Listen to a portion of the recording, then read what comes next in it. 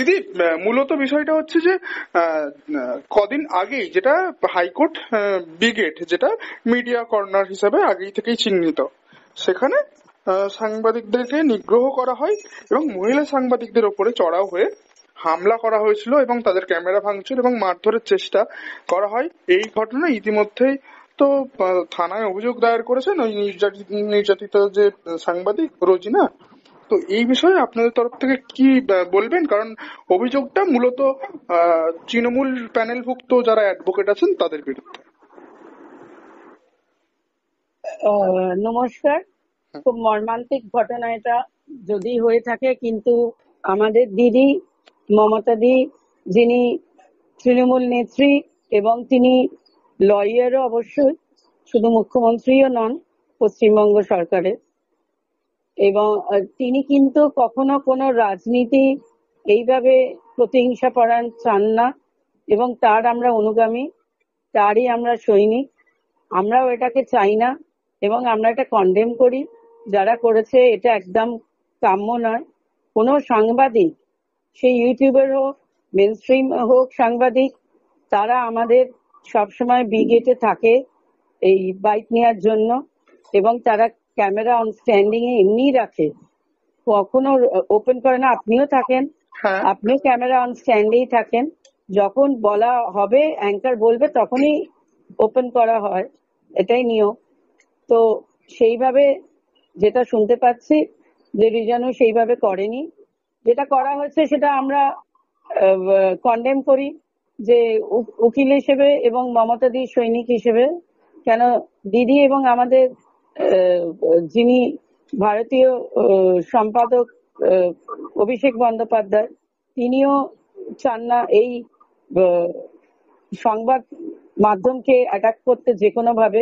দিদি, মূলত একটা বিষয় যেখানে রোজিনা যে আক্রান্ত সাংবাদিক, তার যে অভিযোগ বলতে পারেন, দাবিও বলতে পারেন, যে উনি বলছিলেন যে যে ওই ব্রিগেডে মিডিয়া কর্নারে যারা যখন ওনারা ছিলেন, তখন প্যানেলভুক্ত তৃণমূলের প্যানেলভুক্ত যে আইনজীবী রয়েছেন তারা ওখানে অ্যাজিটেশন করছিলেন, সেই অ্যাজিটেশনের ভিডিও রেকর্ড করা হচ্ছে, এই সন্দেহে তার উপর চড়াও হয়ে মারধর করা হয়েছে। কিন্তু বিষয়টা হচ্ছে যে বি গেট, যেখানে হাইকোর্টের মতো একটা নিরাপত্তা একার বেষ্টনীতে মোড়া একটা জায়গা, যেখানে সাংবাদিকদের চতুর্থ স্তম্ভ, সেই জায়গায় এমন কি তৃণমূলের প্যানেলভুক্ত আইনজীবীদের কি এমন অ্যাক্টিভিটি চলছিল, কার্যকলাপ চলছিল, যেগুলোতে একজন একটা মিডিয়া বা একটা সাংবাদিক বা একটা সংবাদ মাধ্যমে প্রকাশ পেলে সেটা ক্ষতি হয়ে যেত, যার কারণে হামলা করা হলো, চড়াও হলো? কি কারণ, কি এমন কার্যকলাপ চলছিল, কি বলবেন আপনি? না না, এ তো সার্কুলেশন হয়েছিল সব, মানে আমাদের টিএমসি যে হাইকোর্টে হোয়াটসঅ্যাপ গুলো, যে একটা বি গেটে এসে এখানে জমায়েত হতে 3:30-র সময়। তো তো এখন কথা হচ্ছে, সেইখানে 3:30-র সময় কি, কেন, ওই অ্যাজিটেশনে কেন সাংবাদিকদের এইভাবে আহ, দিদি, ওই প্রতিরোধ, যে বিরোধ, বিবাদ সৃষ্টি অ্যাজিটেশনটা করা। মূলত কি ছিল, যেটা গ্রুপে আপনাদের তরফ থেকে পেয়েছেন? গ্রুপে অনেক রকম থাকে অ্যাজিটেশন, অনেক রকম এজেন্ডা থাকে। তো সেইখানে তো এরম ধরনের অ্যাজিটেশন ছিল। আমি এতটা পড়তে পারিনি, দেখতে পারিনি, কেন আমি তখন ব্যস্ত ছিলাম, কেন কোর্টের মামলা হচ্ছিল, এবং জানো যে জাস্টিস তীর্থঙ্কর ঘোষ এবং 35, সে মামলাটা অনেকক্ষণ ধরে নাই, মানে সেদিন আমাদের ফুল কোর্ট হলেও আমাদের মামলা ছিল। তো অটোমেটিক্যালি সেখানেই বেশি মনোনিবেশ ছিল, কেন মামলা রাজ্য সরকারের হয়ে ডিফেন্ড করতেই। হ্যাঁ, হ্যাঁ।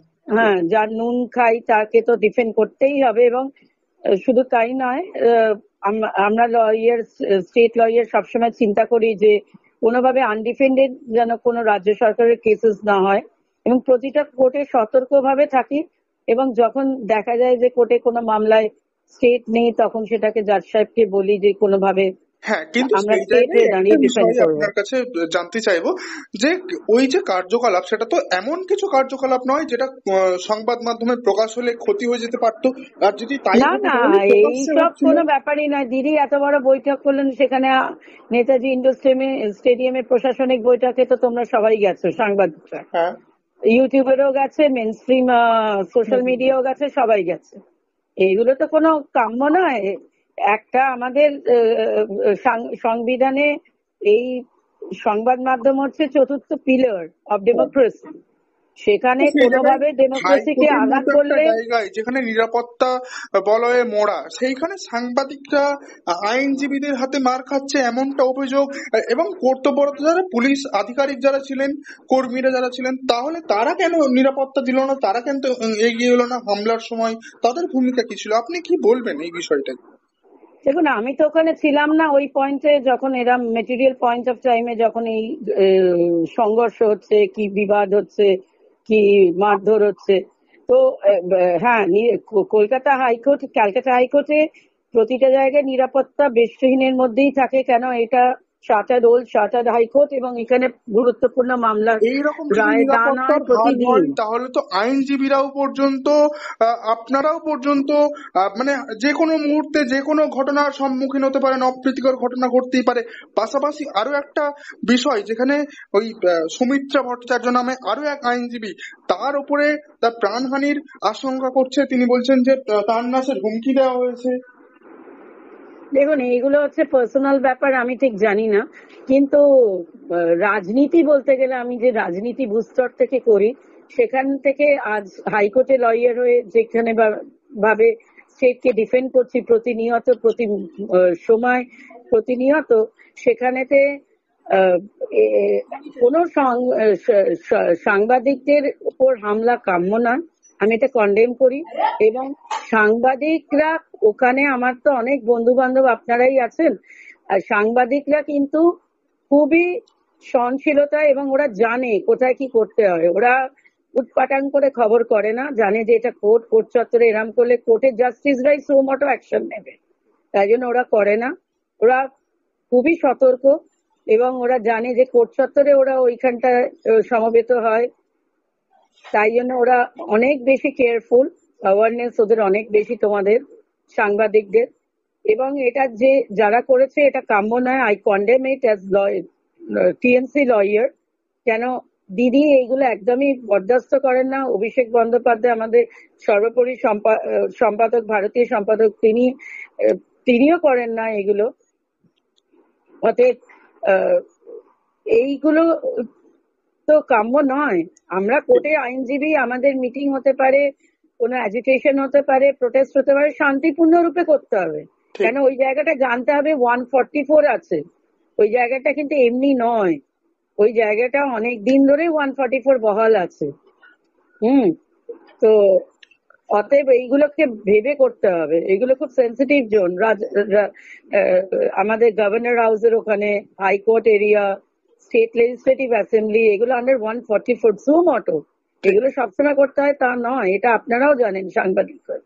তো ওইসব জায়গায় এইসব কাম্য নয়। যারা করেছেন তারা আজকে বলছে তৃণমূলের প্যানেলের লয়ার হতে পারে, তারা তৃণমূলের প্যানেলে ঢোকার জন্য এইসব করেছে, যাতে দেখানোর জন্য, তৃণমূলকে কালিমাপ্ত করার জন্য করছে। তারা তৃণমূলের লয়ার এরম হতেই পারে না যে যেখানে দিদির নির্দেশ আছে, অভিষেক বন্দ্যোপাধ্যায়ের নির্দেশ আছে, যেখানে তাহলে কি দিদিমণি মানে মুখ্যমন্ত্রী আর অভিষেক বন্দ্যোপাধ্যায়ের এই নির্দেশকে অবমাননা করা হয়েছে বলে আপনি মনে করছেন? এদের তো সবসময় তারা বার্তা দিচ্ছে শান্তিপূর্ণ ভাবে থাকো, করো, কোনো প্ররোচনায় পা দিও না। আর উকিলদের তো পা দেওয়া উচিতই নয়। কেন, আমায় প্রতিটা দিন মামলা করতে হচ্ছে, আমাদের ডিফেন্ড করছে বিভিন্ন lawyer. They are all on legal fraternities না। সেখানে তো পরে তো আর আমাদের আমরা যে পার্টির আইডিওলজিতে রয়েছি, কিন্তু আমাদের লিগাল ফ্রেটার্নিটি ব্যাপারটাও তো বড়, সেটাও তো সব থেকে বড় না।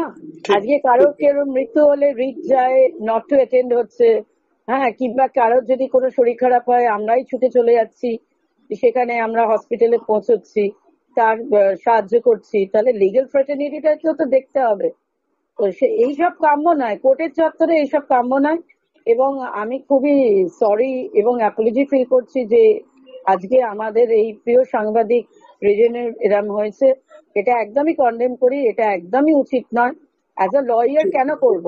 লয়ার এখানে কোর্টে মামলা করব, মামলার মাধ্যমে আমি প্রকাশিত বিকশিত করব আমার স্টেট গভর্নমেন্টকে। তাই বলে এটাকে নিয়ে তো আইনি করলে লড়াই হবে কিছু নেই। সেখানে, যদি কোনো অভিযোগ থাকে। হ্যাঁ, যদি কোনো কি অভিযোগ বলছো? থাকে তাহলে আইনি লড়াই হবে, তাই না? হ্যাঁ, আইনি লড়াই হবে। যদি কেউ ভুলভাল করে তার অনেক একদম পদক্ষেপ আছে আইনে।